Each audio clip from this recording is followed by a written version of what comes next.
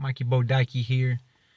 Today we back working on the $800 Civic. If you watch my previous videos on this car, you know I got it for a steal and put a head gasket on it, been driving it, letting the old lady drive it. And wouldn't you know it, if a car is going to mess up, it's going to be when it's cold. That's why I hate the cold weather. Things just start breaking, going from hot to cold. So my wife goes to get in it and she turns the heat on. It works for a little bit and then it just stops. And then you can bang on the dash and it'll start working again, but then it'll eventually stop. So that's usually something going on in the dash, either blower motor or blower motor resistor, or you know, the climate control switch. So I got in here myself and started, you know, banging on the dash, and sure enough it just completely stopped working and now it won't start back. So we got to figure out what's wrong with it. I'm going to show you how I went about doing that. On most cars, your blower motor is on the passenger side of the vehicle behind the dash in this area, which is where mine is, and I'll show it to you real quick.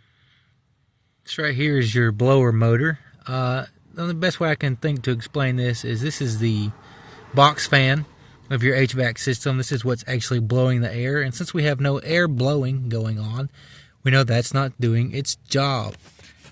Next in line, we have this guy right here. This is your blower motor resistor, and I'll go ahead and pull that out because I've got the screws out and show you what that looks like.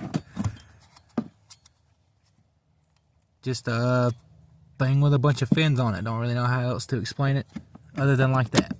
But this is already a brand new one. How I diagnosed this, so I needed to figure out whether or not it was the resistor, the fan speed switch on the dash, or the wiring, relays, or fuses somewhere in between. So what I did is I unplugged my blower motor pigtail here and ran 12 volts directly to it, power and ground, with my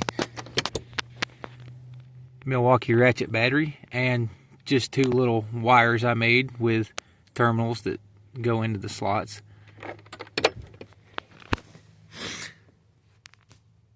Touched each of those to the terminals on the fan, and started right up. So we know the fan is good. Going further down the line, we've got the resistor. How you test this is each one of these wires have a job. You use a test light and test which, if everything's got power and ground like it's supposed to. You'll have to look up a diagram for your vehicle, but the best way I could think to explain it is, you know, black's your ground, blue's your hot, and then each of these other ones are, you know, independent speed settings. And whether or not you have those selected on the dash will determine whether or not those are getting power to them. I was getting power here, which was good. So the next thing you can do is test this resistor. You can go to ohms on your multimeter and test these. You'll have to look it up for your vehicle. I was getting like 0.15 ohms or something on this, and the rest of them wasn't doing anything at all. So that pretty much let me know that this thing just was not working at all. So I went ahead and ordered a new resistor off of Amazon. Do not go to the parts store and buy these because they are just outrageously priced. This one was 20 bucks on Amazon, and it had really good reviews, so popped it in. I've already tried this out, but I'll show you. We'll go ahead and plug this up. And if I'm as good at this as I say I am, I should be able to turn this fan speed switch on high and air come out. Let's see if that happens. Well, I'll be dipped in honey and covered in cocoa powder, man. Golly gee, it works. I underestimate myself sometimes.